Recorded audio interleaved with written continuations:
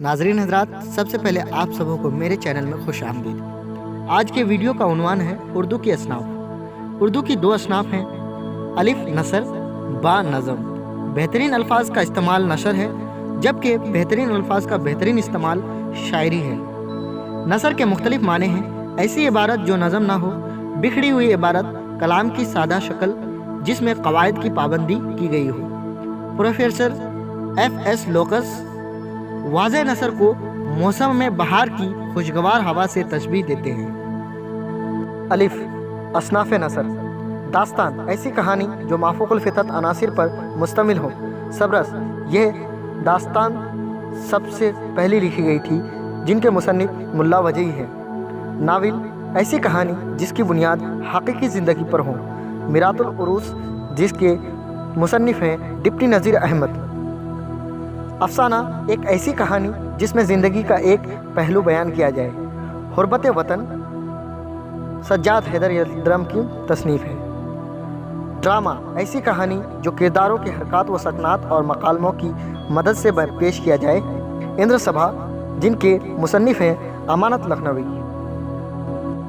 با غیر افسانوی ادب۔ نمبر 1، مضمون، کسی مقررہ موضوع پر اپنے خیالات، جذبات، تاثرات کا تحریری اظہار مضمون کہلاتا ہے۔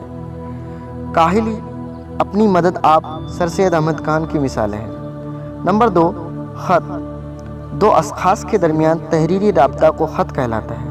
اودھ ہندی، اردو معلیٰ، یہ غالب کے مشہور خطوط کے مجموعے ہیں۔ نمبر 3، خاکہ، کسی شخص کے افکار، خوبیوں اور خامیوں پر روشنی ڈالنا خاکہ کہلاتا ہے۔ دیو مالی، مولوی عبدالحق کا ایک مشہور خاکہ جو ان کی کتاب چند اہم اثر سے لیا گیا ہے۔ آپ بیتی، خود اپنے ساتھ ہوئے حالات کے ذکر کو آپ بیتی کہتے ہیں۔ مٹی کا دیا، مرزا ادیب کی مشہور آپ بیتی ہے۔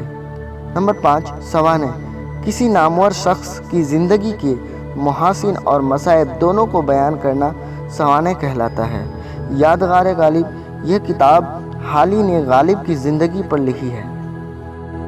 با اصناف نظم: حمد، نعت، نظم، غزل، تغزل، قصیدہ، مرثیہ، مثنوی، رباعی، قطع، ریختی، واسوخت، شہر آسوب، مسدس، مثلث، مسمن، مخمس، مستزاد، مناجات، منقبت۔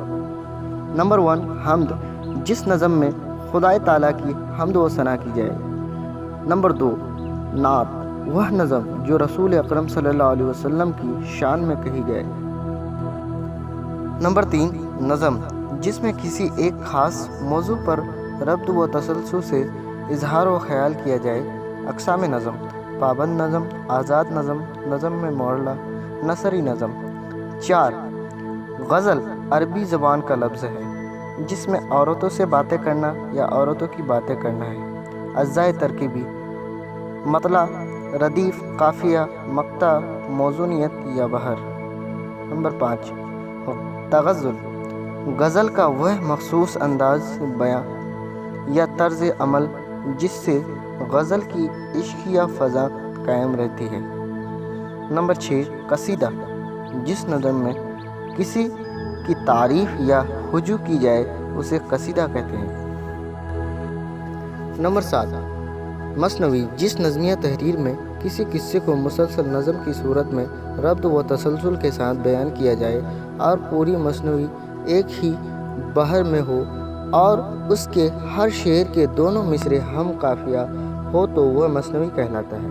اس کے اجزائے ترکیبی: کردار نگاری، جذبات نگارہ، منظر نگاری، زبان و بیان۔ نمبر 8، مرثیہ، جس نظم میں کسی مرنے والوں کی موت پر غم کا اظہار کیا جائے۔ اجزائے ترکیبی: چہرہ، سراپا، رخصت، آمد، رجز، جنگ، شہادت، بہن۔ نمبر 9، رباعی، رباعی 4 مصرے کے ہوتے ہیں جس کا پہلا، دوسرا، تیسرا مصرع ہم ردیف اور ہم قافیہ ہوتا ہے اور چوتھا مصرع حاصل رباعی ہوتا ہے۔ نمبر 10، قطع، ایسے اشعار کا مجموعہ ہے جس میں کوئی خیال تسلسل کے ساتھ پیش کی جائے۔ نمبر 11، ریختی، جس نظم میں عورتوں کی جذبات کا اظہار عورتوں کی زبان میں کی جائے۔ نمبر 12، واسوخت، جس نظم میں شاعر اپنی محبوب کی بے وفائی سے تنگ آ کر شاعر اسے جلی کوٹی باتیں سناتا ہے، اسے واسوخت کہتے ہیں۔ نمبر 13 شہر آسوب، جس نظم میں کسی زمانے کی تباہی و بربادی کا ذکر کیا جائے۔ نمبر 14 مسدس، جس نظم میں 6 مصروں کے بند ہوں۔ نمبر 15 مثلث، جس نظم کا ہر بند 3 مصروں پر مشتمل ہو۔ نمبر 16 مسمن، جس نظم کے ہر بند 8 مصروں کے ہوں، اسے مسمن کہتے ہیں۔ نمبر 17 مخمس، 5 مصروں کے بند والی نظموں کو مخمس کہتے ہیں۔ نمبر 18 مستزاد، جس نظم میں ہر مصرے کے بعد ایک خاص وزن کا ٹکڑا مزید کیا جائے، مستزاد کہتے ہیں۔ نمبر 19 مناجات، جس نظم میں اللہ تعالیٰ کی بارگاہ میں دعا مانگی جائے۔ نمبر 20 منقبت، جس نظم میں صحابہ رسول یا بزرگان دین کی تعریف کی جائے۔